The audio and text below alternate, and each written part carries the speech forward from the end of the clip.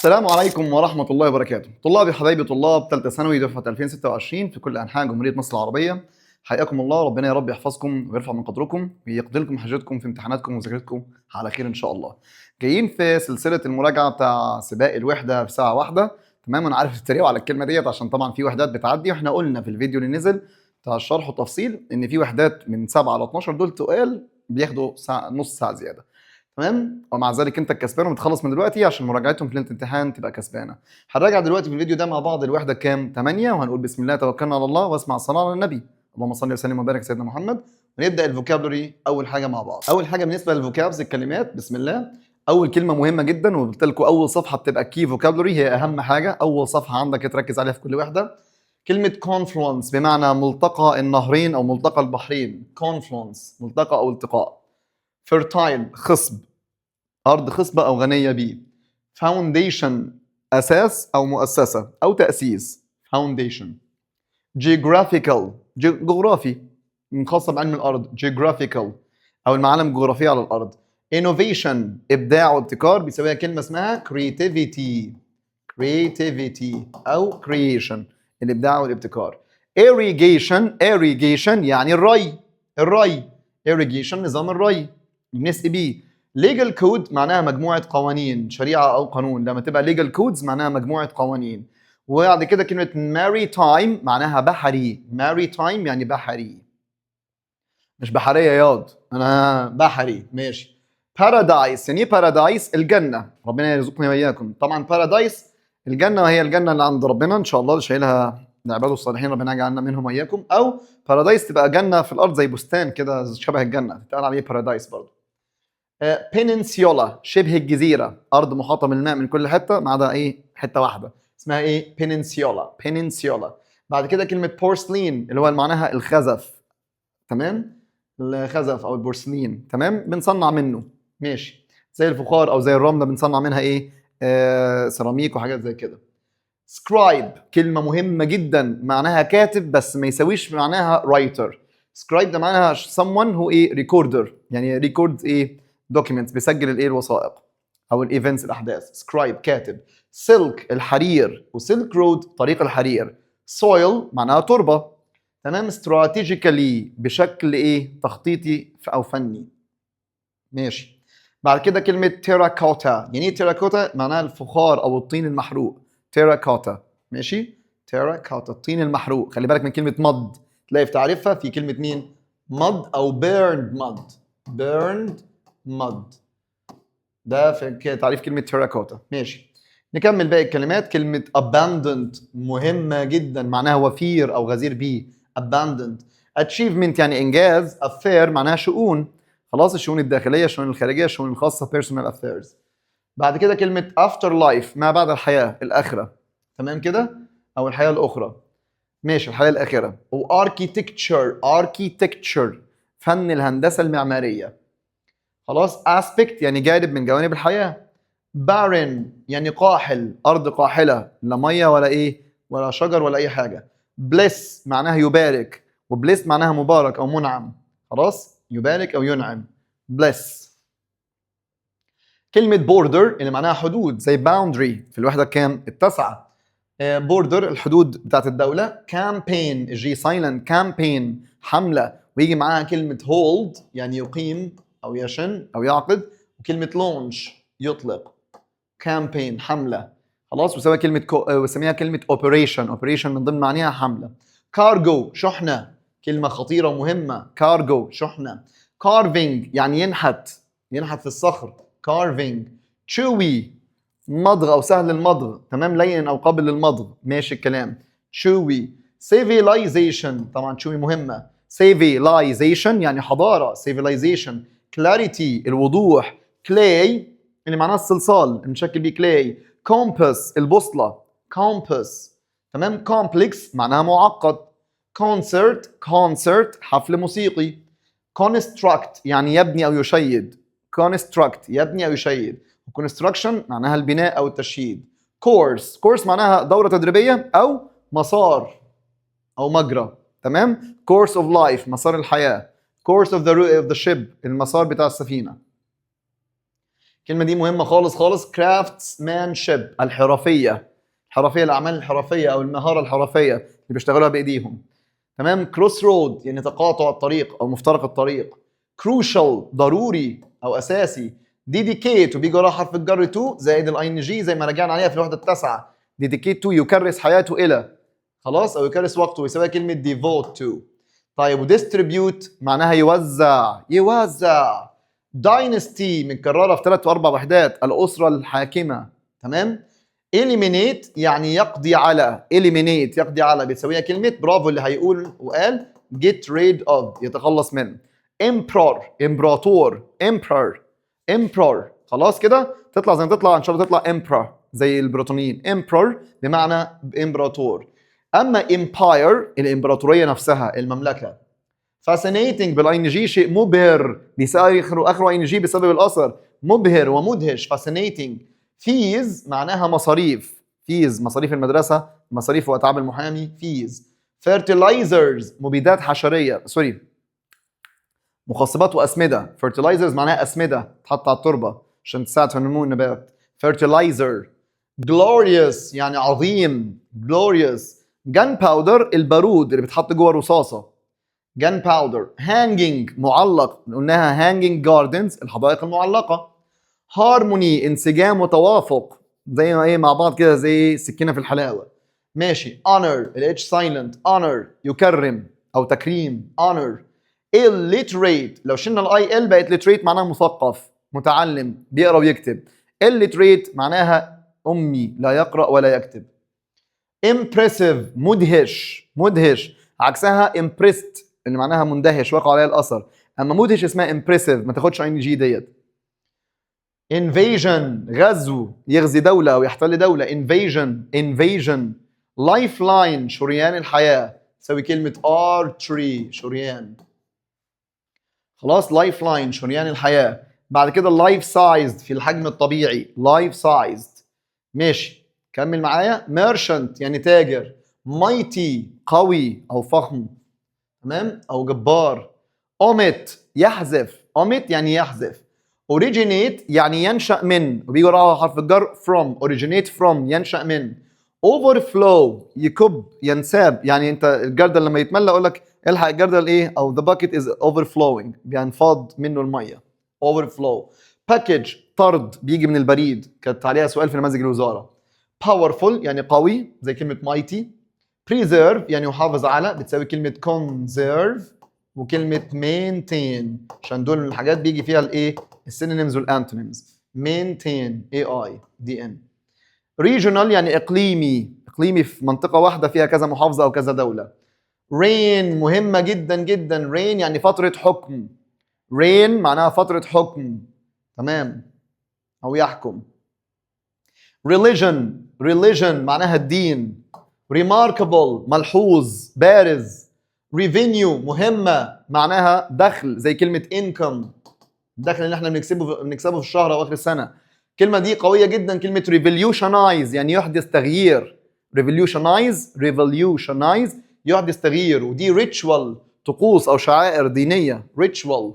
schooler خدناها في القصة لما إدموند دخل السجن هو جاست سيلور وبحار وطلع سكولر ذو علم غزير او مثقف او عالم. شيب يعني يشكل. شيبينج معناها الشحن، الشيب يعني سفينه، شيبينج الشحن عبر السفن. significant مهم. simile خدناها في الوحده 11 او 10 تشبيه، وتشبيه بنستخدم فيه كلمه like او كلمه as. عكس الميتافور الاستعاره، بشبه حاجه بحاجه بس من غير like ولا as. situate تمام، يعني ايه situate؟ يعني يقع فيه او يتمركز فيه. سيزلينج صوت الصوت دوت بتاع اي حاجه على النار كده، تمام، ده اسمه سيزلينج، يصدر ازيز. ماشي. اخر حاجه في الكلمات سماجلر مهرب، سماجلر معناها مهرب. سيمبل رمز، في كلمات مكرره. تيراس اللي هو ايه بقى التراس؟ المصطبه بتاعت البلكونه او مدرج، تمام. تيراس كصفه دي اللي معناها ايه؟ مدرج. ماشي. territory قطاع او اقليم، بتساوي كلمه region اقليم او منطقه. thrive مهمه جدا، يزدهر. thrive يعني يزدهر. treasure كنز او يقدر كفعل. twinkle little star، فاكرين؟ twinkle يعني ايه؟ يتلألأ، يبرق للايه، او يلمع للايه، للنجوم. ماشي، او يلمع عموما. vast area يعني منطقة واسعة. vast يعني شاسع او واسع. warrior محارب. warrior يعني محارب. ziggurat ده معبد، خلاص، مدرج. معبد هرمي في بابل القديمة، وليه ايه، تدريج او مدرج، سلالم، اسمه ziggurat. الكولوكيشنز المتلازمات اللفظيه، اول واحده مهمه جدا جدا، lay the foundation for، زي كلمه في الوحده الاولى lay the groundwork. الوحده الثانيه يضع اساس للعمل. lay يعني يضع اساس للعمل. lay the foundation for. و provide access to يوفر مدخل او وصول او اتصال ب. handle a situation، handle يتعامل مع موقف. make presentation اي حاجه كده عشان ومنت ما عدا operation تاخد make. change the course of history يغير مجرى التاريخ. تمام. keep records يعني يحتفظ بسجلات، فكك منها. have an impact on لديه تأثير على، فكك منها. خلاص اعرفها كده وخلاص. دايما تأثير بيجي معاها have و has وراها حرف الجر on، بس بتبقى بمعنى تأثير. exchange goods exchange يتبادل البضائع. تمام. بسم الله. الاكسبريشنز overflowing with life. overflowing معناها ينساب، يكب، يفيض. هنا مفعم بالحياة. حلو. hanging gardens حدائق معلقة. stand as a symbol يقف كرمز لي. protect يحمي from و against سهلة، من أو ضد.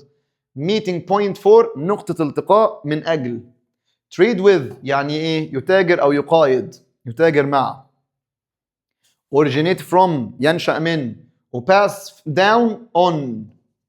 خلاص pass down أو pass down on معناها إيه؟ معناها يوارث أو يورث. غير كلمة pass away دي اللي معناها يتوفى أو يموت، زي ضاعي. exchange with يتبادل مع. لا اللي أنا علمت لك عليهم بس ما أنا عايزهم. بس يا مستر be situated at يعني إيه؟ يقع فيه. ومهمة جدا related to يعني له علاقة بيه أو ذو صلة بيه أو متصل بيه، مرتبط بيه. طيب بسم الله. السينونيمز والانتونيمز. كلمة confluence ملتقى عايزناها كلمة meeting point، وعكسها separation أو division انقسام. fertile خصب عايزناها productive وريتش وفروتفul مثمر، عكسها barren وsterile. وينفع poor ودراي. sterile اللي معناها ايه، عقيم، وbarren barren كده كده في الوحده. foundation اساس. ground work في الوحده الثانيه، يعني بجيب لك كلمات من المنهج. وبيس اساس، عكسها ruin اللي هو دمار، وكولابس وديستركشن من destroy. طيب maritime بحري، marine بس كلمه واحده، وهنا inland على اليابسه. طب كلمة revolutionize يحدث تغيير، change يا مستر، change أو modernize يحدث. طيب يبقى كما هو maintain وkeep وpreserve يحافظ على حاجة زي ما هي، ودول الثلاثة في الوحدة. remarkable معناها بارز، notable amazing impressive. هنا بقى ordinary عادي، normal خلاص، unimportant. كلمات هبلة وعبيطة يا جدعان، ما بتتحفظش. تمام والله ما بنحفظها مع الحل والقرايه كتير، بس احنا دي انا معاكم الفيديو ده المراجعه رقم 3 يا جدعان. تمام. وكل مره كنا بنراجع من كذا كتاب. يعني المفروض المنهج يتحفظ، يعني في ناس بتسمع معايا احنا ايه بنعمل. طب اللي ما لحقش، هي بقى دي فرصتك في الليالي دول، ودول برضو ما تحفظهمش بس مع قرايه كده وانت بتحل. لو نسيت ارجع بص عليها، اسمع مني بس، خلاص هتبقى الكلمات بالاستبعاد والدنيا سهله، كلمات سهله ان شاء الله تعالى، وهتخمن من سياق الكلام والجمله. eliminate يتخلص من، تسويها get rid of و eradicate. eradicate يعني يستأصل، جايبها لك عشان الترجمه، بس المهم get rid of. عكسها برضو keep و maintain و preserve. include لا فكك منها. mighty قوي، powerful و strong عكسها weak و powerless خلصانه بشياكه.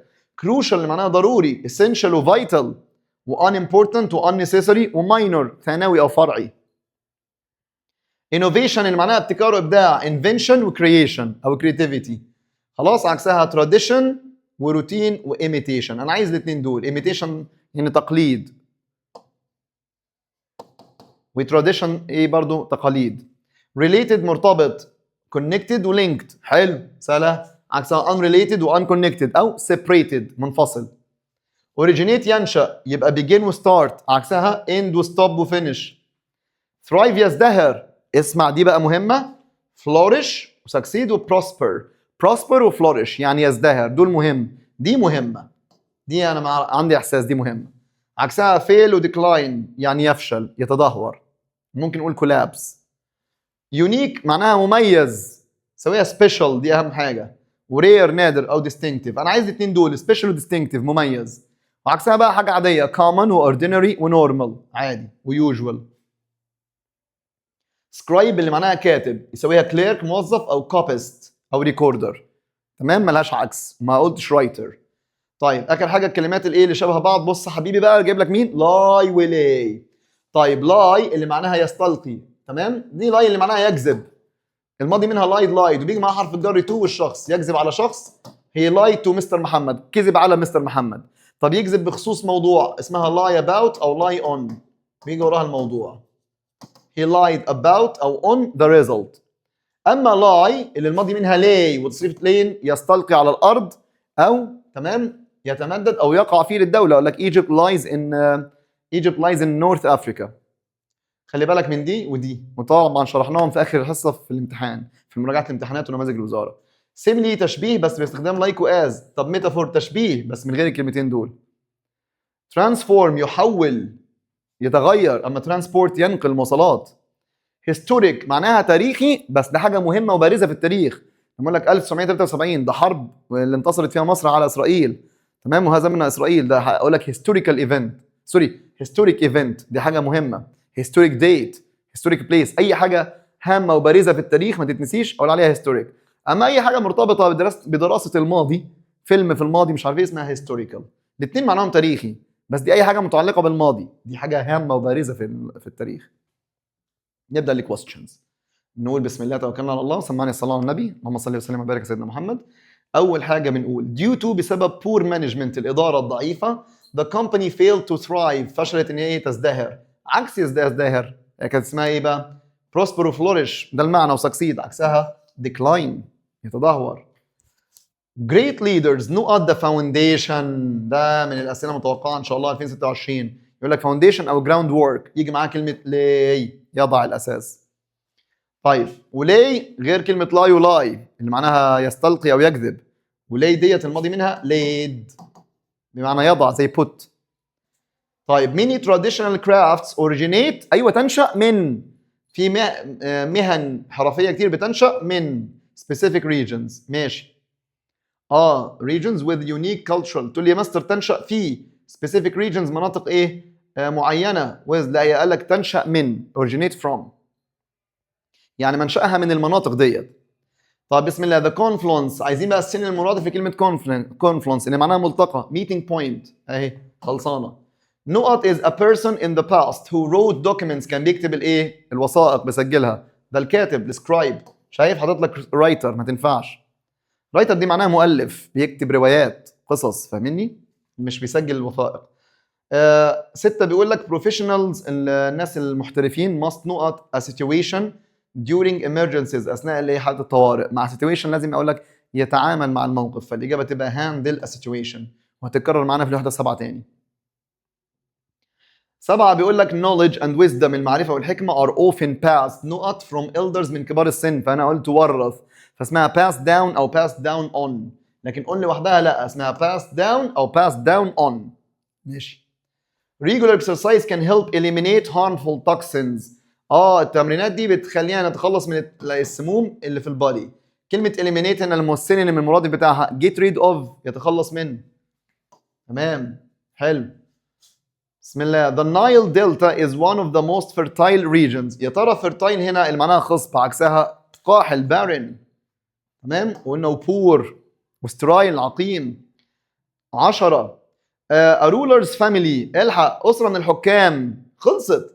often lasting for generations لإيه؟ لأجيال. يبقى الإجابة هنا dynasty أو dynasty. طبعا dynasty أسهل في النطق.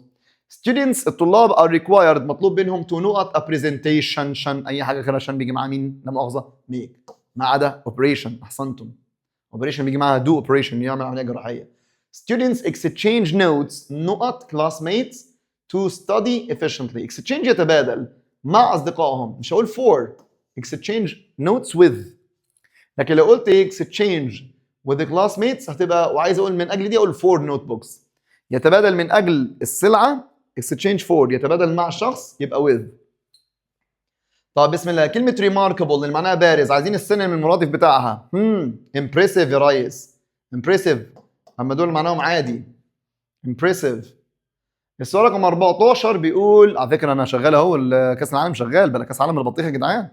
يا ماشي، لما جه ماتش مصر واتفرجت تفاريح بتفرج على نفسك، وفي ناس جد ما ضيعتش وقتها، يعني معلش هي سنه تلحق بعد كده كاس العالم في اي وقت، بس دي سنه في عمرك بتفرق، وقتك ده ما تضيعهوش، او شغالين زيك. تمام، بسم الله. The idea originated، مين اللي جاب جون يا جدع؟ ماشي. The idea originated from a discussion between scientists. عكس originated معناها ينشأ، عكسها يختفي أو ينتهي. end و stop و finish. طيب 15. A nut is a piece of land almost surrounded by water but connected to the mainland ومتصلة بالأرض من جهة، يبقى دي شبه الجزيرة peninsula. 15 بتقول لك inventors المخترعين كان نقط the course of history، مجرى التاريخ، فيغير مجرى التاريخ، كنا حافظينها اسمها change course of history. The company trades نقط international partners، برضه هنا trades with، اصل هنا partners ايه؟ الشركاء، تتاجر مع. لو عايز اجيب السلعه اقول لك تقيد من اجل، يبقى trade for لو جبت السلعه. 18 a confluence of ideas ملتقى الافكار lead to the creation of a new project، عكس ملتقى انفصال وتقسيم separation أو division separation. Artificial intelligence الذكاء الصناعي can revolutionize industries by automating complex tasks. يا ترى المرادف لكلمة ايه؟ revolutionize اللي معناه يحدث تغيير، change قلنا والله. طب ما جابش change يبقى modernize يحدث. طيب اللي بعده بسم الله. Media often نقط an impact on، قلنا تأثير دايما effect أو influence أو impact بيجي قبلها have أو has، فالإجابة have. إيه ده مستر محمد، هي مش الميديا المفروض تاخد has؟ لا يا حبيبي، ميديا وجفرمنت ينفع تتعامل مفرد أو جمع، الاتنين صح. تكنولوجي اللي تاخد مفرد. اللي بعده. Ascribe الكاتب carefully documented the king's orders for future generation. المرادف لسكرايب قلنا ابعد عن رايتر، اسمها ريكوردر. أو ده سؤال تحفة، ده سؤال جامد حلو. ماري تايم، يا ترى هنا المرادف لكلمة ماري تايم مش معناها بحري؟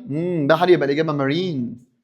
مارين، إيه ده ما جابش مارين يا مستر؟ طب استبعد ديزرت صحراء، وإن لاند يعني على اليابسة، ولاند برضه يابسة، الإجابة نيفل. نيفل بحرية، ماشي. البحرية والله أنا قصدي كده. schools often نقط، عشان أنتوا عالم فاضية في الترندات. schools often نقط access to، يا سلام يا سلام يا سلام. المدارس دايما ايه؟ وصول الى الكورسات الاونلاين او اتصال، بتوفر. الاجابه provide access to. كل اللي قريناه بنتسال عليه. تمام، بسم الله. نقط means anything connected with the sea، والشيبنج مرتبط بالبحر، والشحن والنافيجيشن، الاجابه maritime تاني. طيب 25. this نقط offers stunning landscapes and historical landmarks for visitors. ايه اللي بيعرض stunning landscapes؟ يعني مناظر جميله خالص. ايه اللي بتعرض؟ مناظر جميله خلاص، فيها مناظر طبيعيه جميله، وكمان فيها اماكن تاريخيه ومعالم سياحيه تاريخيه للزوار. يا ترى الفورمولا تركيبه دوائيه ولا civilization ولا invasion ولا peninsula؟ هنحتار بالاثنين دول. هقول هذه الحضاره بتعرض او بتوفر مناظر طبيعيه وكمان اثار تاريخيه، ولا شبه الجزيره؟ الاثنين يعملوا، بس توفر اماكن ومناظر طبيعيه، يبقى الاجابه ايه؟ بيننسيولا. فيها الاثنين، جزيره او شبه جزيره، فيها المعالم السياحيه وفيها مناظر طبيعيه. طيب بسم الله. اما الحضاره دي تشمل بقى ثقافه ولغات وبتاع كده يعني. scientists analyze بالذات معناه يحلل، لكن SIS analysis تحليل. scientists analyze نقط patterns يعني نماذج to understand the climate and weather change، عشان يفهموا تغير ايه؟ الطقس والمناخ. فهنا بيحللوا الايه بقى؟ النماذج الايه عشان يفهموا التغيرات المناخيه. يا ترى الجيوغرافيكال ولا الفيزيكال ولا الثيوريتيكال معناه نظري ولا بيولوجيكال؟ بيولوجيكال دي حاجه خاصه بالانسان، علم الاحياء. الاجابه جيوغرافيكال، تضاريس الارض. many villages قرى كتيره grew around the نقط where two streams join together.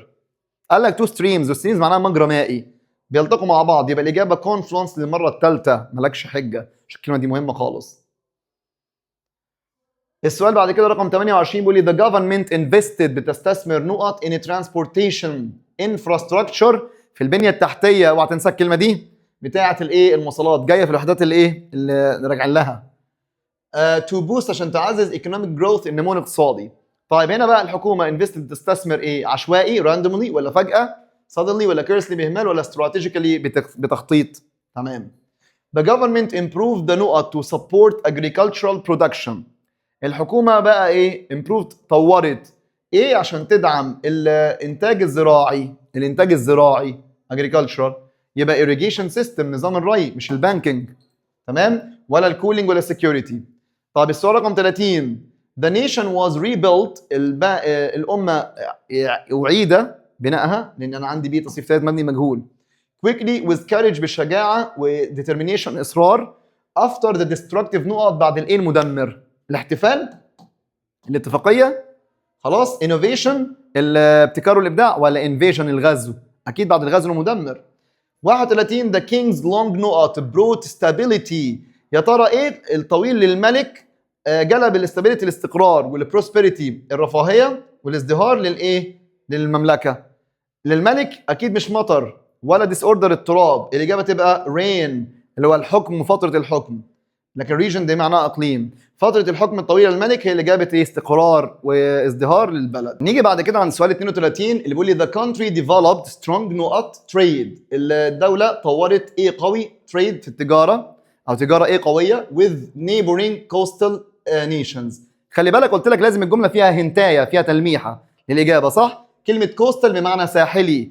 يبقى هنا الدوله طورت تجاره ايه قويه مع الدول الساحليه المجاوره. ساحليه يبقى الاجابه ماريتايم. كررنا الكلمات يبقى بحري طبعا مش فيكشن خيالي ولا ثقافي ولا معقد ولا اي نيله. طيب traffic lights were installed اللي هي اشارات المرور تم تركيبها at the نقط to reduce accident. تم تركيب الاشارات فين عشان يقللوا الحوادث؟ في الايلاند في الجزيره ولا فاونديشن الاساس ولا الكامبين الحمله ولا الكروس رود عند تقاطع الطرق ومفترق الطرق؟ اكيد منطقيا يعني.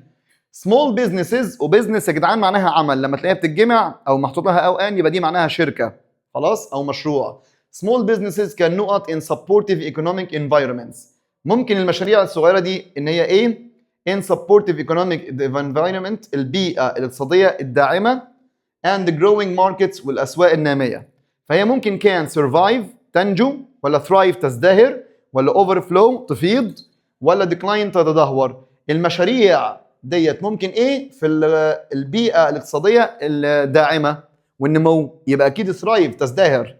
تمام؟ مش هقول survive تنجو. تنجو يعني بالعافيه بتعيش. 35 بتقول لك this region هذه المنطقه والاقليم became wealthy اصبحت غنيه due to its نقط بسبب ايه؟ fields حقولها الايه؟ والsuccessful farming وكمان الزراعه الايه؟ الناجحه. فاقول هنا بقى اصبحت ايه بسبب الحقول؟ الانفرتايل الغير خصبه ولا الفرتايل الخصبه؟ طبعا مش هتبقى الامتي الفارغه والفراجايل او فراجل اللي هي الهشه. farmers use نقط to improve soil quality. والله الفلاحين او المزارعين بيستخدموا ايه عشان يزودوا جوده التربه؟ بس اتحلت اكيد اسمده fertilizers. use fertilizers مش بورسلين تمام ولا معقمات ولا سموم. السؤال اللي بعده 37 بيقول لك successful ايه companies الشركات الناجحه depend on تعتمد على constant نقط ايه المستمر الدائم to stay competitive globally عشان تبقى دايما في المنافسه العالميه. يبقى هنا الشركات تعتمد على ايه الدائم؟ intention التوتر ولا innovation الابتكار ولا tradition التقليد ولا imitation تقليد؟ طبعا الاجابه innovation الابتكار والابداع. السؤال 38 والدنيا ماشيه ان شاء الله كده باذن الله في الحلاوه. يلا بينا. opportunities الفرص for learning فرص التعلم are تكون ايه in modern education environment في البيئه التعليميه الحديثه. فالفرص التعلم تكون unbearable غير لا تطاق ولا wild ولا abundant ولا distant. طبعا في بيئه تعليميه حديثه انت عندك على النت تتعلم وفي اي مكان تتعلم فالاجابه abundant يعني وفيره وغزيره. السؤال 39 بيقول لك the Nile River served as a vital نقط. ده نهر النيل بيخدم كانه ايه؟ حيوي for ancient Egyptian civilization الحضاره المصريه القديمه. pipeline ماسوره خلاص ولا deadline ولا lifeline؟ طبعا ده شريان حياه. ماشي. The resort is a tropical نقط. resort دي معناها منتجع سياحي. is a tropical نقط offering luxury بيعرض كمان ايه بقى؟ رفاهيه من الطرف and breathtaking ocean views ومناظر بتخطف العقل تمام قدام المحيط. يبقى هنا ده يعتبر انه ايه بقى؟ يعتبر انه ايه؟ tropical بقى استوائيه. طبعا يعتبر بارادايس طالما في luxury وفي مناظر طبيعيه يبقى ده بارادايس جنه مش ملتقى ولا هو اسمده ولا شروق الشمس. طيب 41 بيقول بسم الله engineers check the buildings نقط. هما البنيز فحصوا ايه للمبنى carefully before continuing the project قبل ما يكملوا المشروع. فحصوا الانفيجن اللي معناه الغزو، ولا لايف لاين شريان الحياه، ولا الشيبنج الشحن، ولا فاونديشن الاساس. واضحه. 42 يا جميل بتقول بسم الله many English words. تمام، كلمات انجليزيه كتيره. نقط from Latin. من اللاتين تنشا من from، يبقى الاجابه originate from. اعتقد الوحده دي سهله وكلمات قليله واتحفظت اتكررت كتير. She became a respected نقط in linguistics publishing innovative research. أصبحت إيه محترمة في اللغة في علم اللغويات ونشر الإيه الأبحاث الابتكارية. illiterate جاهلة خلاص أمية، ولا athlete، ولا waiter، ولا scholar. أكيد scholar عالمة. تمام، واحنا قلنا illiterate معناها إيه؟ أمي، لا بيقرأ ولا بيكتب. ancient rulers الحكام القدماء created نقط to organize society. يا ترى ابتكروا ايه عشان ينظموا المجتمع and maintain justice وحافظوا على العداله؟ travel maps خرائط السفر، ولا food markets، ولا اسواق للطعام، ولا legal codes مجموعه قوانين شرعيه. طبعا legal codes عشان يحافظوا على المجتمع ونظموه وحققوا العداله. 45 بيقول لك she studied نقط to create sustainable and environmentally friendly buildings. هي درست ايه عشان create sustainable and environmentally friendly buildings؟ عشان تعمل مباني. فكك من العكيشن ده كله، درست ايه عشان تعمل مباني؟ architecture، هندسه معماريه. اللي بعده يا هنايا ساعده بسم الله. 46 بتقول لك the organization launched اطلقت a new health awareness نقط. يا ترى ايه للادراك الصحه خلاص across the city effectively. طبعا campaign مع كلمه launch. اطلقت حمله ايه وعي صحيه. the نقط dishes الاطباق الايه are fragile يعني هشه او fragile but highly valued ولكن قيمتها عاليه for their beauty من اجل الجمال بتاعها. طبعا اطباق وقيمتها عاليه بس هشه بتتكسر، يبقى اكيد دي فخار او سيراميك. يبقى الاجابه porcelain من البورسلين. تمام، او الخزف. the explorer used a نقط to find the correct direction. استخدم ايه بقى المستكشف ده عشان يعرف الاتجاه الصح؟ اكيد الكومباس البوصله، مش هلمة الخوذه يعني. 49 بتقول لحضراتكم ancient Egyptian نقط built pyramids, temples and advanced irrigation system. مين المصريين القدماء اللي بنوا بقى الاهرامات والمعابد؟ دول مين بقى؟ civilization طبعا.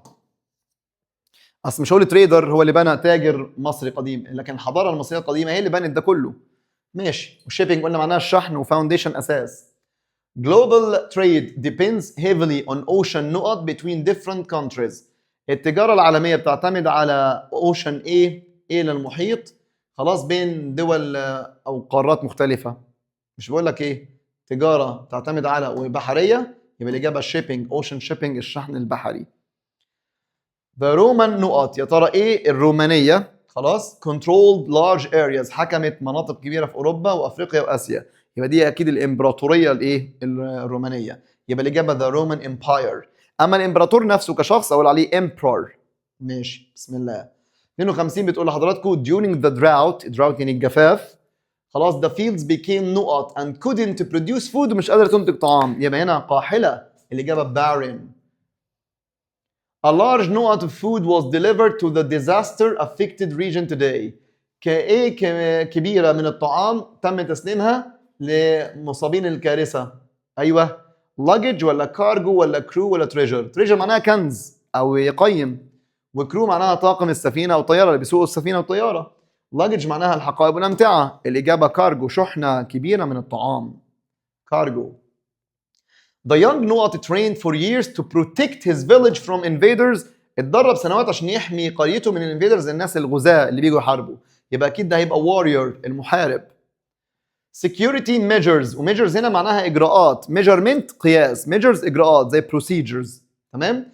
اجراءات الامن are designed تصمم to نقط risks عشان ايه المخاطره and protect sensitive information.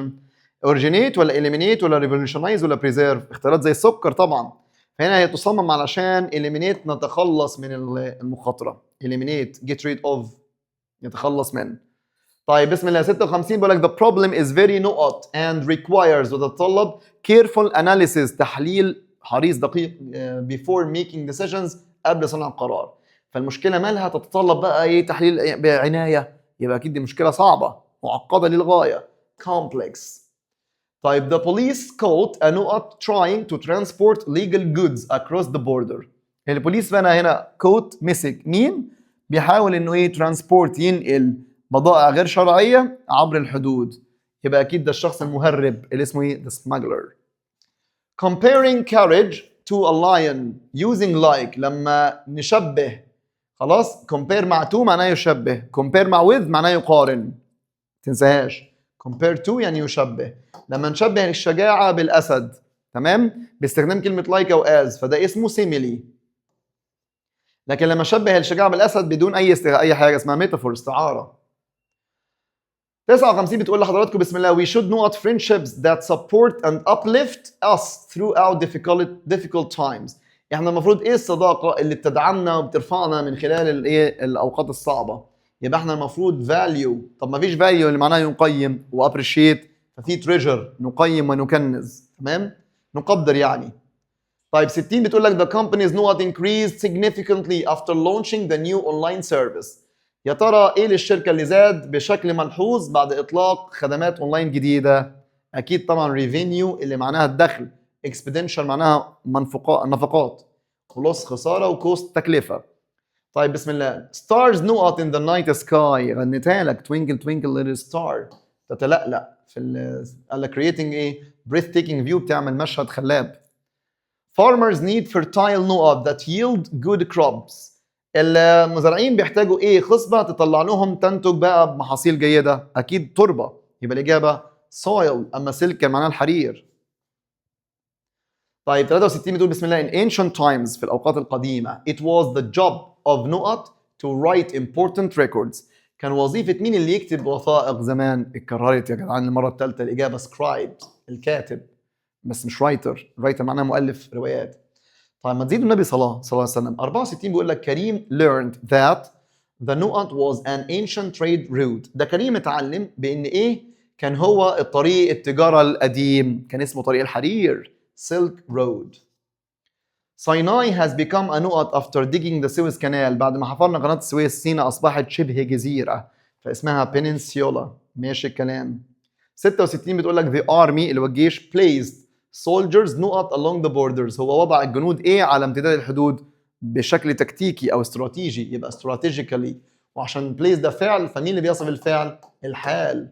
تمام اللي بعده بسم الله اوعى تقول لي هنا ساعده. chicken was نقط over fire during the picnic. الفراخ ايه على النار مش هتتقلي بقى تتشوي grilled. clean water is a نقط for all people. الميه النظيفه دي ايه لكل الناس؟ دي طبعا برضو للمره الرابعه لايف لاين شريان حياه. كرافتس من الحرفيين اللي بيشتغلوا بايديهم نقط كلاي الصلصال بقى انتو باولز وبيعملوا بيه بقى الباولز الاناء والقدر والمجز خلاص and other things. يبقى هنا بيشكلوا هي الاجابه شيب كلاي. اوفر فلو قلنا معناها ايه؟ يفيض. توب اعلى او يتفوق على وتوينكل يتلألأ. السؤال رقم 70 يا مسهل هانت والاسئله دمها خفيف بسم الله. each new نقط learns from the ones before them. كل مين بيتعلم من اللي قبله؟ كل جيل طبعا بيتعلم من اللي قبله each generation. طيب 71 Egypt has a نقط desert stretching for miles. ده مصر ليها صحراء ايه بتمتد اميال فمين اللي معناها شاسعه vast. Egypt plays a leading نقط and international role. ده مصر بتلعب دور دولي وايه قيادي؟ اكيد مش تراست اللي معناها مدرج ولا سيزنينج ولا فاست، هتبقى ريجونال دور اقليمي وقيادي. طب بسم الله farmers build نقط fields on hillsides على جوانب التلول. خلاص هما الفلاحين او المزارعين بنوا ايه بقى؟ بنوا حقول ايه؟ ده سؤال لعيب طبعا الاجابه تراست. وقلنا تراست معناها ايه؟ مدرج يعني حقول مدرجه معمول لها بساطب تمام زي ما بيعملوا في الهند كده في حقول الشاي. السؤال 74 بيقول لك I pray that Allah انا بدعي ربنا ان ربنا ايه may نقط my children ان ربنا ايه بقى bless my children يبارك في اولادي وينعم عليهم. جوري bought some handmade نقط from أسوان. ده جوري اشترت بعض ايه المصنوع من اليد من أسوان؟ ايوه الباتري الفخار. تمام مش هيبقى مصاريف ولا شريان الحياه ولا باكج الطرد. many cultures perform special نقط during celebrations. في ثقافات كتير بتأدي ايه مميزه اثناء الاحتفالات؟ بتأدي rituals طقوس. مش هيبقى مصطبه ولا زيجورات اللي معناها المعبد المدرج ولا territories اللي معناها اقليم وقطاع. طيب زيدوا النبي صلى الله عليه وسلم. بسم الله. Please do not note any names from the list. أرجوك اوعى أي اسم من القائمة. اوعى تحذف. مش هقول لك ينشأ ولا honor يكرم ولا twinkle. لا اوعى تحذف. Don't omit. رودينا hopes to note her class with full grades. رودينا تتمنى ان هي فصلها بدرجات عالية، تتفوق على، اسمها top. overflow يا جماعة يتدفق او ينسكب للمية، يفيض للمياه. Soldiers used نقط in battles in ancient China. في الصين قديما الجنود استخدموا في المعارك؟ اكيد مش فترة الحكم، لكن هي اكيد gunpowder، البارود، عشان يعملوا بيه قنابل ويصنعوا. ولا تاجر ولا warrior محارب، هم استخدموا gunpowder. Students must pay a small نقط for the trip. الطلاب لازم يدفعوا صغير كده للرحلة، يدفع فلوس، صح؟ فالوحيد هنا مين؟ في مصاريف. طيب the نقط of this wooden table shows a great skill. يا ترى للترابيزة الخشب دي بيظهر skill، مهارة عظيمة. فمش هقول الأسمدة ويكون في confucianism اللي هي الفوضوية أو الربكة والحيرة، generation اللي هو الجيل. الإجابة craftsmanship، الحرفية. الحرفية في الصناعة الترابيزة دي بتظهر مهارة عظيمة. طيب the army planned نقط of the enemy's land. الجيش خطط لأرض العدو. غزو، برافو. مش هيخطط امبراطورية ولا دخل ولا كورس مجرى أو مسار، هيخطط غزو لأرض العدو. The army الجيش protects the countries نقط from enemies. بيحمي بقى للدولة من الأعداء؟ التراث، المصطبة، ولا the rich، ولا الطقوس، ولا المعبد، ولا territory، قطاع وإقليم الدولة كله. خلاص طبعا territory، القطاع واقليم كامل. The farmers grow crops on نقط down the hillside. هم تاني بقى المزارعين بيزرعوا المحاصيل على اسفل الهيل سايد، اسفل التل. territories قطاعات لا، معابد لا، طقوس لا، terraces مصاطب. يعني معناها مصطبة زي في البلكونة او مصاطب مدرجات. The postal worker delivered a note to my house. البوستال وركر عامل البريد وصل لمنزلي؟ وصل طرد، package. The soft candy was too نقط to bite. الكاندي الحلاوه دي كانت جدا ان انا اعضها، كانت يعني صعبه المضغ او مش عايزه تتمضغ. too chewy، او يعني كانت سهله المضغ جدا، يعني لزجه فمش عارفه امضغها. The stick was still نقط when it was delivered. الستيك اللي هو شريحة اللحم كانت لما كانت لسه لما اتسلمت؟ لسه مولعة نار، لسه طلع لها صوت الأزيز، sizzling. تمام. The team celebrated their نقط victory in the final. التيم celebrated احتفلوا بانتصارهم في الفاينل؟ أكيد الجلوريوس، العظيم. ماشي. The waste bin، وده آخر كلمة أنا كنت عايز نتسأل عليها الحمد لله. سلة المخلفات وسلة المهملات دي is نقط with plastic bottles. بأزايز بلاستيك، فعايز أقول لك مليانة بيه، خلاص بتفيض بيه. مش هقول تشكل ولا تتلألأ ولا تضع. overflowing بمعنى تفيض، يعني بتكب منها أزايز بلاستيك كتير. وكده بفضل الله تعالى ربنا أتم نعمته علينا وخلصنا الكلمات. خش على طول معايا على احلى جرامر انا بعشقه، سهل بسيط ان شاء الله، اسمه الاكتيف والباسيف فويس، المبني المعلوم والمبني المجهول، اللي متلخص في كلمتين. يلا نشرحه. سيدي النبي صلى الله عليه وسلم. يلا بسم الله نبدا الجرامر مع بعض، الاكتيف والباسيف. قبل ما اتكلم اي كلمه لخص الجرامر ده كله في كلمتين. حبايبي لما تقرا الجمله وتتاكد ان الجمله بالعربي تترجمها بادئه بمفعول، خلاص يبقى دي مبني المجهول. طالما بدانا بالمفعول يبقى الجمله مبني مجهول. اقول لك المبنى بني، خلاص العربيه صلحت، تمام، الدرس شرح. طالما ده مفعول يبقى مجهول. المفعول بقى لما نبدا مفعول وده مبني مجهول، الفعل في المجهول لازم يتكتب من كلمتين، كلمه اسمها بي وبعد كده التصريف الثالث من الفعل نفسه. يبقى الاساس عندنا ان المبني مجهول لازم عباره عن كام كلمه؟ 2، بي والتصريف الثالث. دور حضرتك وحضرتك اللعبه ده كله والشرح اللي هنشرحه كله ازاي نصرف البي صح على حسب الزمن او على حسب الفعل وحرف الجر اللي قبلها، بس ده كل الحوار. يعني بمعنى لو الزمن انت قرات الجمله ولقيته مضارع بسيط او ماضي بسيط، بتقول لي بسيط سيمبل، هنفك البي تبقى ام واز وار او واز وير. طب انت بتقرا الجمله ولقيتها زمنها مضارع مستمر، ماضي مستمر، اي زمن غير البسيط، بنسيب البي زي ما هي ونحط الفعل المساعد اللي قبل البي ونصرف البي. يعني مضارع مستمر ايه الافعال المساعده؟ ام واز وار، نحط بعدها البي تبقى being والتصريف الثالث. افرض الجمله مضارع تام، الافعال المساعده have وهاز، بعدها been بالتصريف الثالث، خلصت. طب افرض ما عنديش زمن، عندي فعل زي كلمه لايك وجاي وراها مجهول، ما لايك بيجي وراها ان جي، تبقى being والتصريف الثالث. على فكره انا والله كده خلصت الشرح. تعالى بس نشوف الايه اللي انا كاتبه لك. مع السمبل تنسز في الايه الازمنه البسيطه، مضارع بسيط او ماضي بسيط، المعلوم بيبدا طبيعي بالفاعل والفعل والايه والمفعول. اما المجهول هو مستر محمد teaches English، جمله مبني المعلوم، مستر محمد بيشرح انجلش، الباسف بتاعها مفعول verb to be تصريف ثالث. فاكرين الاغنيه المشهوره دي؟ مفعول verb to be تصريف ثالث، هذا المفعول. البي بقى في المضارع البسيط او في الماضي البسيط سمبل، بنفك البي تبقى ام واز وار او واز وير، بعد كده التصريف الثالث. فقلنا المفعول انجلش في المضارع هياخد عشان المفرد از، والتصريف الثالث بنتيتش توت باي مستر محمد. فركش. طب ازاي اعمل سؤال في المجهول؟ السؤال الطبيعي في المعلوم WH auxiliary. الاكزولري ده الناس اللي فاكره معايا عباره عن موديل فيرب فعل ناقص او هيلبنج فيرب فعل مساعد. بعدها ايه؟ بعدها ده الطبيعي في المعلوم WH، بعدها auxiliary، بعد كده السبجكت، بعد كده الفيرب. ده فين؟ ده في المعلوم. اما في المجهول بنعكس. تبقى ازاي بقى يا حبيب المستر؟ WH خلاص، بعدها الاكزولري، بعد كده الاوبجكت والتصريف الثالث. مستر مش فاهمينك، اقول لك اللعبه سهله، تعالى كده معايا، بس اهم حاجه حدد لي زمن. طالما الزمن بسيط فارجع على المعادله بتاعتنا، مفعول فيرب تو بي تصريف ثالث. لما نيجي نعمل سؤال اعمل لي كروس.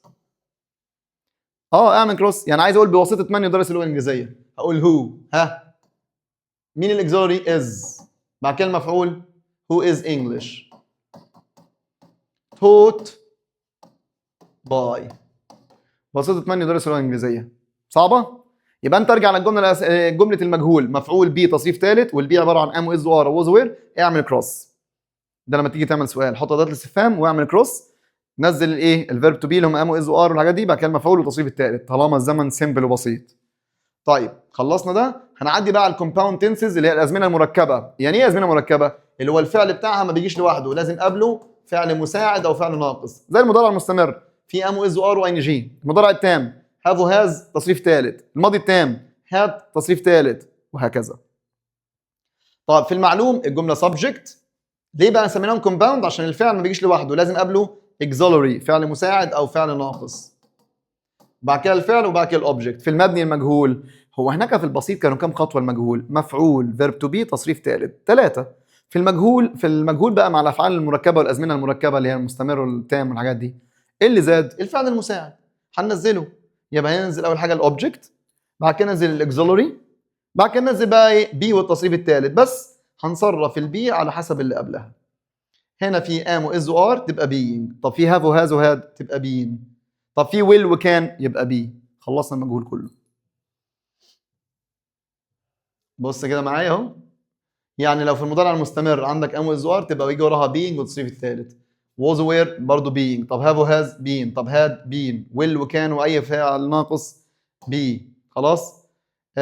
ويل هاف طالما في هاف هيجي ورا تصريف ثالث بين. يبقى لما يبقى عندك زمن، الزمن دي فيه اصلا جملته الاساسيه في المعلوم فيها افعال مساعده وافعال ناقصه، في المجهول بتنزل افعال مساعده وناقصه، بعد كده تحط البي وتصرف البي بناء على المكتوب. تعال نجرب. هو present continuous، مستر محمد is explaining a lesson، معلوم بيشرح الدرس، حولها مجهول. اصلا مين الفعل؟ is explaining، هناك كانت explains او teaches، فعل بسيط من غير اي حاجه. طب هنا is explaining تبقى ايه؟ a lesson، وننزل بقى الاكزولري is being explained. طب الباست continuous مستر محمد was explaining تبقى a lesson was being explained. في المضارع التام مستر محمد has explained a lesson، شرح، a lesson has been explained. خلاص. في الماضي التام مستر محمد had explained a lesson، شرح الدرس، المفعول a lesson. طب المجهول، بص المجهول عند النقط حط لي بي والتصريف الثالث، اكتب لي كده طالما اتاكدت. بعد كده صرف البي، ده ماضي تام نحط الفعل المساعد ونصرف البي، بقت هاد بين. خلصانه بالشياكه يا جدعان. المستقبل ويل اكسبلين، طب هتبقى ازاي؟ هنحط بي والتصريف الثالث وقبلها ننزل مين؟ الفعل الناقص هنا ويل. طب ويل وراها مصدر يبقى ويل بي والتصريف الثالث، ويل بي اكسبلين. شاطر يا مستر محمد. طب ده مستقبل تام يا مستر، ويل هاف اكسبليند، هتبقى مجهول هحط بي والتصريف الثالث. طيب مين اللي قبل بي؟ في عندي فعل مساعد وفعل ناقص will have، تبقى will have been. a lesson will have been explained، الدرس هيكون شرح. طب يا مستر معلش بالنسبه لما نيجي نعمل ايه اسئله، لما نيجي نعمل اسئله يعني هنا خلاص تعالى بقى، ده 1 2 3 4. في السؤال البسيط لما جينا نعمل سؤال مجهول في مع السمبل تنسز في الازمنه البسيطه كان مفعول بي تصريف ثالث، عملنا كروس نزلنا البي بعد كده المفعول والتصريف الثالث صح؟ طب هنا انا عندي 4 خطوات، عندي مفعول وعندي اكزولوري سواء فعل مساعد او فعل ناقص بتاع الزمن، زمن مستمر او زمن تام، بعد كده البي والتصريف الثالث. ده الجمله. دايما عشان تعمل سؤال صح اعمل الجمله في المجهول بتاعت الزمن الصح وبعد كده اعمل كروس. نزل الدبليو اتش بتاعتك اهي خلاص، وهنا تنزل الاكزولوري ام واز وار واز وير هاف وهاز ويل، بعدها المفعول، بعد كده البي تتصرف ام واز وار يبقى بينج، هاف وهاز يبقى بين. خلاص ماشي. يعني مثلا مستر محمد has explained the lesson، مستر محمد شرح الدرس. طيب فكتبناها the lesson has been explained by مستر محمد. الدرس شرح بواسطة مستر محمد. عايز اسال بهو، اعمل كروس. ها who has، نزل بقى المفعول the lesson been explained باي. طب ده بالنسبه للازمنه. افرض بقى المبني المجهول مش متعلق بالازمنه، متعلق بايه بقى؟ ببريبوزيشنز. بريبوزيشنز يا ريس، حروف جر. يعني مثلا خلاص، او افعال، يعني افعال الحب والكراهيه والشعور خلاص، وحروف الجر. يعني الجمله قبل النقط لقينا حرف جر، او لقينا افعال من اللي احنا خدناها في الوحده التاسعه بقى، بيجي وراها طول مصدر، بيجي وراها مصدر، بيجي وراها ان جي، نصرف البي بناء على اللي قبله. بص I don't like نقط by others، لا احب ان انا ايه بوسط الاخرين. اخدع مجهول، تيجي بكده طالب محترم ترجمت ان ده مجهول، حط لي هنا بي والتصريف الثالث، بعدها صرف البي بناء على اللي قبلها. لايك تاخد ان جي تبقى being tricked. شكرا. he would like، لا افعال العاطفه مع would تاخد طول مصدر مستر. هو يفضل انه ايه to his friends parties، ده مصر 2017 السؤال ده اهو. هو بيحب انه ايه لحفلات اصدقائه. يدعو ولا يدعى؟ لا يدعى، يبقى بي مجهول، بي والتصريف الثالث، بس مع لايك هنحط تو وتو وراها مصدر تبقى to be invited. ايه صعبه؟ naughty children are always afraid، ها بيخافوا. afraid دايما وراها اي حاجه فيها خايف وراها حرف الجر of. طب الاطفال الاشياء بيخافوا ان هم يعاقبوا ولا يعاقبوا؟ يعاقبوا، مجهوله مستر، يبقى لازم في بي والتصريف الثالث، بس هنحط حرف الجر of، واوف اي حرف جر بيجي وراه نون وان جي ما عدا تو وراها مصدر. الاجابه تبقى of being punished. طب من ضمن الملاحظات كلمه need. need لما نبدا بالمفعول خلاص تمام، لما نبدا بالمفعول اقول لك ماي كار مثلا، عربيتي تحتاج ان تصلح، needs يا اما تبقى to be والتصريف الثالث، يا اما or ing خلاص. يبقى اقول مثلا ماي كار needs ها to be repaired، تحتاج ان تصلح، او needs repairing تحتاج التصليح. شكرا. لكن في عندي كلمه اسمها needn't، لا needn't بيجي وراها بقى المصدر اللي هو بي والتصريف الثالث، طبعا المفروض مفعول. يعني your car needn't نقط today، عربيتك مش محتاجه ايه النهارده؟ تصلح. تصلح المفروض بي والتصريف الثالث. طب البي تتصرف ايه؟ مع needn't في المصدر be repaired. the meat needn't نقط but you wasted much money. عندي كده حاجه في تراكميه في ثانيه ثانوي اسمها كان needn't have والتصريف الثالث، معناها ما كانش مضطر بس عمل. الناس الشاطره اللي كان ذاكره ده فاكره كان في didn't have to ما كانش مضطر وما عملش. طب needn't have تصريف ثالث ما كانش مضطر بس عمل، وعرفنا الجمله من الجمله الثانيه دي ماضي. وقال لك بس انت ضيعت فلوس، يبقى اللحمه ما كانش ليها لازمه ان تشترى، يبقى didn't have. حلو، دي على بعضها. المفروض بعد هذا يجي تصريف ثالث. تشتري ولا تشترى؟ بص بقى انت نطقت تشترى. تشترى ده نفسه الفعل في المجهول. طب الفعل في المجهول بيتكتب من بي والتصريف الثالث اللي هي بي بوت، دي كده تشترى. البي بعد هاف تبقى بين، يبقى نيدنت في المضارع وراها مصدر فالمجهول بتاعها بي تصريف ثالث. طب في الماضي نيدنت هاف بين والتصريف الثالث اللي ما كانش معناها ما كانش مضطر بس عمل. دي اهم. طيب بعد كده احنا عندنا في افعال ما بتجيش في المجهول اصلا. break in يقتحم، break down يتعطل، take off تقلع للطيارة، لكن لو take off معناه يخلع ملابس تيجي مجهول عادي. أقول لك the clothes were taken off. break out يعني يندلع للحريق والحرب. collapse ينهار. suit يناسب. arrive يصل. travel يسافر. seen يبدو، أي فعل بمعنى يبدو. have، ودي بقى المشكلة، have صلى على النبي ركزوا في بتقال كويس. لو have في الجملة معناها يملك، وقال لك هات لي المجهول منها، قال لي مثلا مستر محمد has a car يمتلك عربية، قال لك this means واختار المعنى اللي يناسبها في المجهول او اديني الباسف منها. فهاف ما تتحولش المجهول، مفيش حاجه اسمها بي هاد، لكن بجيب المعنى اللي بيساوي هاف في الجمله واحوله مجهول. يملك لما احولها هاف بمعنى يملك تتحول في مجهول تبقى بي owned او بي possessed بمعنى يمتلك. طب لو هاف معناها eat ياكل تبقى المجهول بي eaten. طب لو هاف معناها يقضي يبقى يقضى بي spent. اوعى تنساها دي. ركز في المعلومه الايه اخر معلومتين بقى، دي مش مهمه. بقول لك في المبني مجهول في افعال بيجي وراها تو المصدر وافعال بيجي وراها ايه فور، يعني فكسانه مش عايزينها خلاص. دي تتقري كده when the indirect object لما المفعول الغير مباشر اللي هو الانسان خلاص begin the passive sentence يجي في الاول. تمام.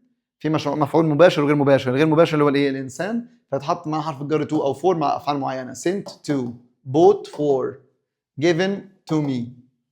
اهو قال لك a new message was sent to me، the parcel was given to me. طب هنا a present was bought for me. ماشي الكلام؟ فكك منها. دي بقى اهم واحده، ودي ان شاء الله متوقعه 2026. حاجه اسمها passive construction المجهول المركب، دي مخصوصه بس لافعال القول والاعتقاد. افعال الايه؟ القول والاعتقاد. اول ما تشوف في الاختيارات او في الجمله خلاص بي اللي هو ام واز وارا ووز وير تمام زائد التصريف الثالث من دول، يبقى دي اسمها المجهول المركب. لما الاقي بي سيد يقال، بي بيليفد يعتقد، بي ثوت يعتقد، بي سجستد يقترح، بي كليمد يدعى، بي اليجد يدعى، بي ريبورتد يبلغ، بي نون يعرف. ما بيطلعش من الامتحان عن دول باذن الله. لما الاقي دول في الاختيارات او في المجهول في الجمله في المبني المجهول اسمها المجهول المركب، اللي بتتكون من قاعدتين، يا ات معاها ذات خلاص، يا اما ابدا بفاعل ومعاه تو، وفي النص هنا بحط البي والتصريف الثالث من الافعال دول. او انه يقال بان، او فلان يقال او يعتقد بانه، بس الات معاها ذات. الذات على فكره اختياري، ممكن نحطها ممكن لا، وبعد الذات يجي جمله عاديه. طب مين اللي بين الات والذات؟ بي والتصريف الثالث من افعال القول والاعتقاد، عشان انه يعتقد، انه يقال، انه يقترح. طب القاعده الثانيه اجيب فاعل ومعاه تو، فلان يعتقد بانه، برضه هنحط بي والتصريف الثالث من قول والاعتقاد. بس بعد تو في مشكله، لو الجمله اللي بعد تو مضارع يبقى نحط الفعل في المصدر، لو الجمله اللي بعد تو ماضي نحط بعد تو هاف والتصريف الثالث. ودي اقسم بالله مهمه خالص خالص خالص خالص خالص. اهي it هيجي معاها that، وهنا بعدها الجمله اهي مين في النص؟ بي والتصريف الثالث. it is said، it is believed، انه يعتقد بان. بص الجمله دي it is said that، it was believed that. هديك امثله طبعا. Egypt sorry it نقط that Egypt إن شاء الله will do well in the World Cup تمام tournament. إن شاء الله تأدي بلاء كويس أو تبلي بلاء حسنا في الكأس العالم مثلا. خلاص فقول Egypt is it إيه بقى؟ it says ولا said ولا is said؟ طبعا غير عاقل مش هقول إنه يقول أو إنه يقال. ادي الات وادي الذات، حطيت بي والتصريف الثالث من افعال القول والاعتقاد. it is said that. طيب القاعده الثانيه ان انا ابدا بفاعل ومعاه تو، في النص اقول انه يقال بان، فلان is believed او is said، حسب مش لازم is was. افرض لو جمع اقول where و are وكده يعني. وبعد تو قلنا يا اما يجي مصدر تمام مصدر، يا اما have التصريف الثالث في الماضي. he is said to be rich هو يقال بانه غني. he is said to have been rich هو يقال بانه كان غني. الامثله اهو it نقط that he got the gold medal. it وذات نحط في النص بي والتصريف الثالث. لقيت في الاختيارات افعال القول والاعتقاد. وات غير عاقل مش هقول يقول يقال. طب dogs الكلاب ومعاها to، فاعل وتو خلاص. وهنا برضو في ايه؟ believed الحق افعال قول واعتقاد المجهول المركب. طب ما بداش بات، بدا بفاعل يبقى معاها to. في النص بقى الكلاب تعتقد، لا يعتقد بانها are believed. سؤال مصر 2018 الجامد the fire was thought، الحريق اعتقد بانها ايه by a cigarette end yesterday.